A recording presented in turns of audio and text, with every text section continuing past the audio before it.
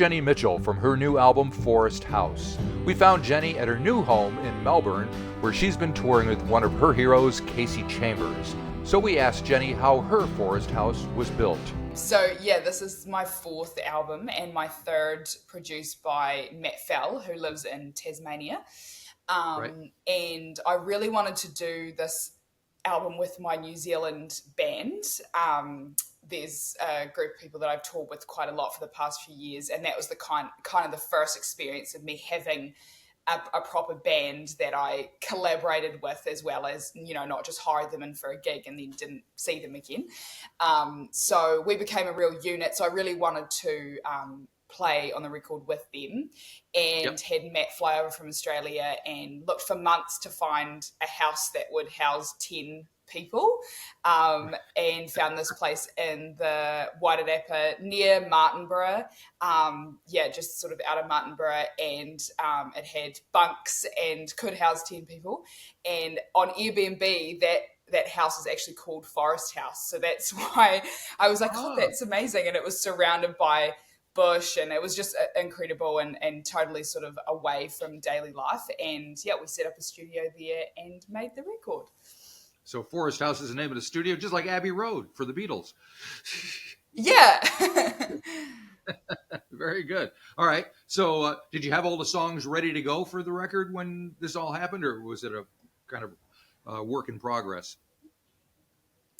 Yeah, pretty much. I had it, like my last album release was 3 years ago. So I'd been writing, I guess, you know, since then. There's some songs like Little Less Lonely that is track one, has actually, I found the first recording of it on my phone yesterday was written in 2019. So that's an old one. I think that's probably the oldest. Yeah. And just didn't quite fit on the last album. So yeah, by the time we got into the studio in the house, I was ready to go. Yeah. When the street lights turn on above me at dusk, when it gets hard to see, I feel a little less lonely. And when the sun turns the clouds all pink, it sure makes me stop and think, and I feel a little less lonely. Who are the Kiwi band members that are playing on it along with you? So I've got on electric guitars and some acoustic is Michael Mugridge, who's a young guitar player from Wellington. And I also had Aaron Stewart, who's also from Wellington. Those two are both part of the bluegrass band T-Bone. And he lives in Wellington. They both lived quite close to me when I lived there. And then also Joe McCallum, he does all the percussion and the drums. And he's kind of my band leader, I guess. I feel like when we tour together, him and I are sort of steering the ship together. So yeah, it was really special to make my first record with him. It was really great. Yeah. Nice. And speaking of Michael, he plays on Heart Like a House, which is the final song on the album. And according to the information I have, is considered the centerpiece of the album. So tell me why that is the case, and anything else you want to tell me about the track. Welcome arms at the door, a rest from the wars for you. A port in the storm when you're feeling alone, and you need something you can hold on to. Got a heart like a house for you. That was one of the last ones written for the album, so it was already going to be this idea of the concept was that the 12 songs are things that happen within four walls of a house, the good and the bad end of that spectrum. And I actually wrote Heart Like a House with Tami Neilson, and had the idea but couldn't quite bring it to life, I guess. So I had a weekend writing with her. I also wrote No Cash, No Meal, which is sort of the countryest of the tracks. And yeah, I brought that idea to her, and I think instantly we kind of understood it and could relate to it. So that was a really beautiful experience, just talking a lot about Like House is sort of about my path in music and what I've learned along the way, but it's also about my huge sort of desire to make a life for my band and my team on the road that is really safe and welcoming. And it also kind of reminds me of my home growing up, because my mum and dad are hosts. Like, they love welcoming, everyone's welcome, and there's always a seat at the table and that kind of thing. And I try to do that in my life, I guess, as well. So, when I wrote that, I sort of felt that it did encompass a lot of what I'm about and what the record's about. Cool. What was it like writing with Tami? Oh, it's great. She's my favorite co-writer, other than my sisters. I feel like I should say that I'll be in trouble. But yeah.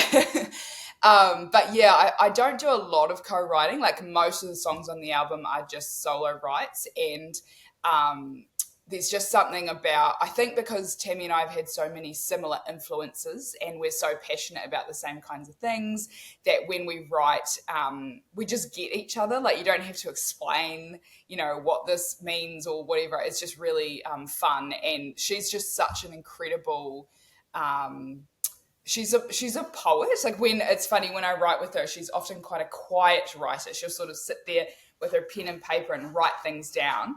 And it's really interesting, because I don't really write like that. I'm very much like an outward writer, I guess.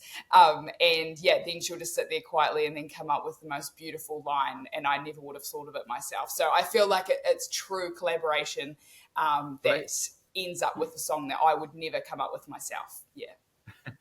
Now, I just had, I don't know if you know Stephanie Beck. I think she's down from the southern part of the country, and she was just up here doing a little section. From Christchurch, I think. Yeah. We were talking about the state of country music, especially in New Zealand, and your name came up, and Tami and all that. So do you feel that things have changed for the better? More people are aware of and are interested? Was it always that way? Is it different as far as the country music scene down here?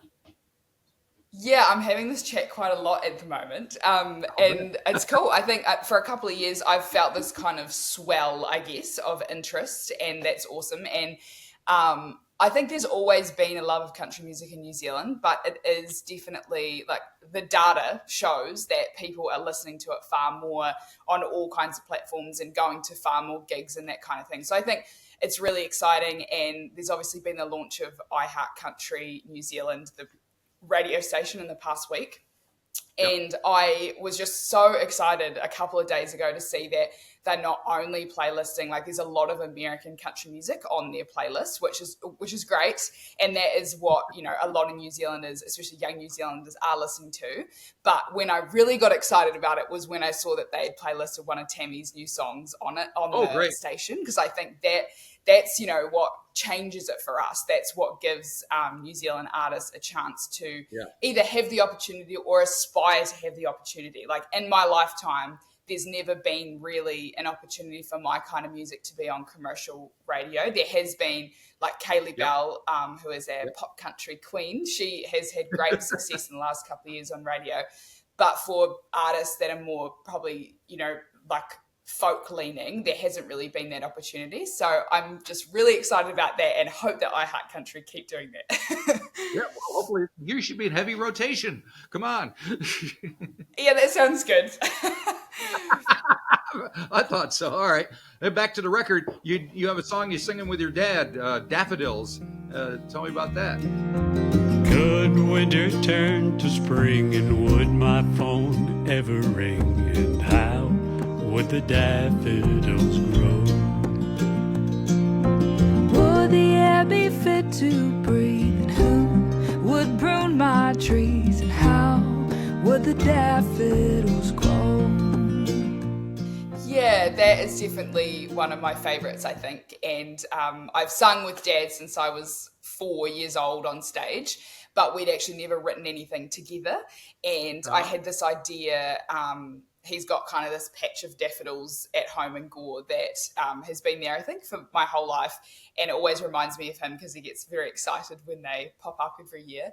And I had this idea about just thinking about time passing and me moving away and all these different things, and we sat around the kitchen table and just wrote this song. We just shared ideas and shared memories of when I was little and what we did, and ended up with lyrics about fishing and playing guitar and ponies and all this stuff, which was just very much that is my childhood. That first half of that song is so nostalgic for me. And it's a special one. It always, the lines about trying to live quicker than age and everything always makes me tear up. Like I don't think we've played it once without me. Right. I just really feel it, and I feel so lucky to get to just have that conversation with Dad. It's just awesome to be able to talk about it through music. Yeah. Sounds like you had quite a bit of Slim Dusty growing up as well, playing around the house. Yes, we definitely did. Yeah. Lots of Australian country music, but yeah, particularly Dad loves the traditional country stuff. So yeah, a lot of Slim in our house. Yeah. Yes, and I know there was a line in there. But speaking of lines, there's a great line in "No Cash, No Meal." I don't know if you or Tami wrote it, but you got more nerve than a toothache. I thought that stood out as very insightful. Was that yours or Tammy's? You got more nerve than a toothache, trying to land a big fish with a cheap reel. You're shaking hands, making deals, but I'm off the table. No cash, no meal. I think that was a combo. I know one of us talked about the nerve, and I think one of us talked about the tooth. So yeah, that song was very fun to write. Like we were just cackling, basically, as you can imagine, about all these different kind of metaphors for being the big fish and everything. That was really fun. Yeah, cool. So you do cover one of Kasey's songs, "Wildflower." Why that one? It's no time to be slowing down. It's no time to be turning round. You could blow right through this town if I don't let you. Yeah, that was long before I met Kasey. That song is my duet partner on that song is a musician called Mike Hood, who lives down in Modaki, and he has toured with me for a long time. He's kind of one of my, I guess, like musical guardian angels or something in the industry, and he and I have sung that song probably for, I don't know, almost 10 years or something at shows, because we always felt like it was our song. And it's an older one of Kasey and her ex-husband Shane Nicholson's that they released on an album, at least over 10 years ago anyway. And we recorded it. That one was the only song on the album that's recorded live. So Mike and I just sat down with a banjo and a guitar and some microphones and sung together, and it was really quite a special moment in the house. And that was one of the first interactions I had with Kasey when she first reached out to me. I said, I feel like I have to show you this thing that we've done, and she really loved it, so that was really nice. But yeah, it's funny how things work out. Yep. Now, I'm curious, since you were on tour with Kasey, and she's been doing it for a lot longer than you have, I don't know if you guys interact much on the road or if they're separated, blah, blah, blah. Has she imparted any wisdom on you as to how you should go about dealing with your career or anything like that? Oh my goodness, we are just all together all the time. It's so awesome. Oh, really? There's no separation. The whole, like, her team, like her bass player, Jeff McCormack, they've been playing together for 30 years. So they've definitely been doing it a bit longer than me. And I think the main thing is I just love watching how they work as a unit. Like, they really... they've worked out how to have a lifestyle that is really healthy and not just this is how you tour and this is how other people do it. Often Kasey's kids are with us on the road, and I really love seeing that side of it, seeing that that's really possible is just so awesome. And they just look out for each other. Like, Kasey's dad, Bill, is in the band as well. So I think we relate a lot on some of the family dynamics and things like that. And I think just, her show, I love her set list. That's probably something that I've really enjoyed seeing, how she gives the audience, the songs they really want, and then has a great way of kind of bringing in the new stuff as well. So, I just sit side of stage every night and she plays a song and I think, oh yeah, this is my favorite. And then she plays another and I think, no, this is my favorite. And it's That's so what much you fun. want. Yeah. That's fantastic. So we did touch on the fact that this is your fourth album. You've been doing it a little while yourself. Do you look at yourself as an artist in a different light now than you did when you were starting out? Yeah, I guess so. When I did my very, very first album, I was 15. And so I think, I think some things have stayed the same. Like I still, my storytelling and the kind of music that I want to make is somewhat the same.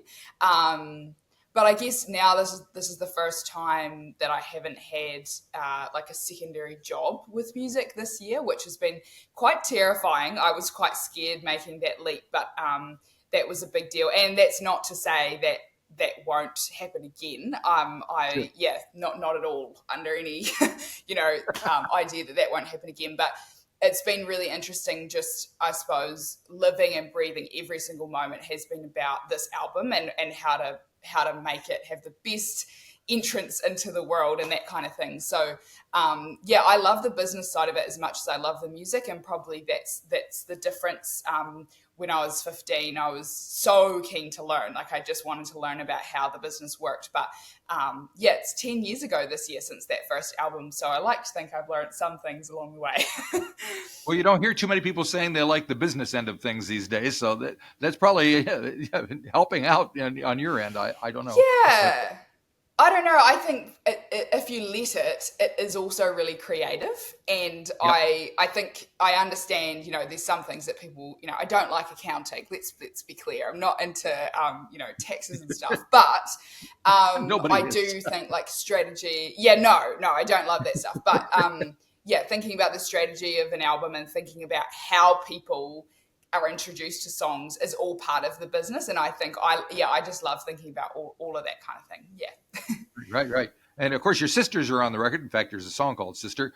And so a two-part question. How do they feel about you being in Australia now? And what do you tell them about what they need to be doing with their career going? I am a sister, always and now, from your first steps to my last bow. I'm a sister,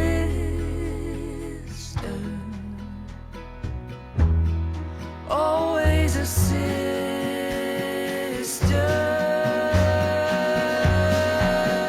I have always tried to not tell them too much, like not to tell them what they should or shouldn't do. They are both they love music and they are writing all the time and stuff like that, but they're also both studying at the moment. Right. And I sort of remember being, in the exact same scenario not that long ago, not many years ago, where you sort of have to split yourself in half a little bit. And I actually just had them in Western Australia last week.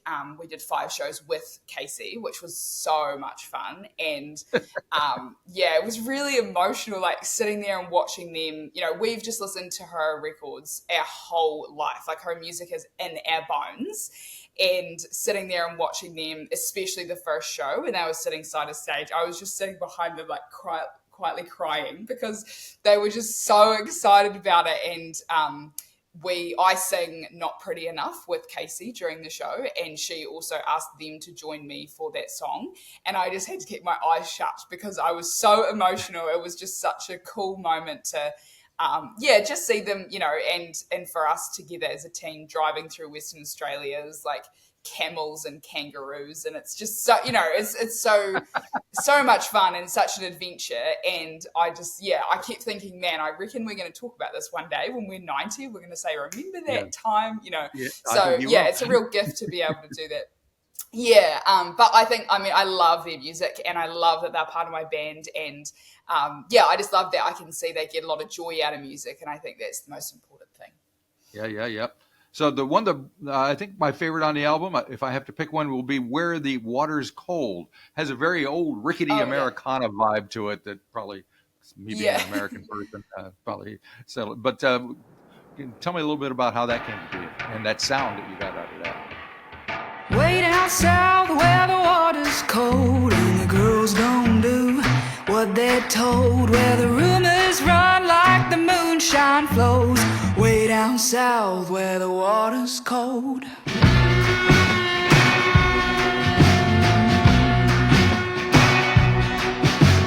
Way down south they all know your name, slow to forget and quick to blame. So you and your alibi better be straight, 'cause way down south they all know your name.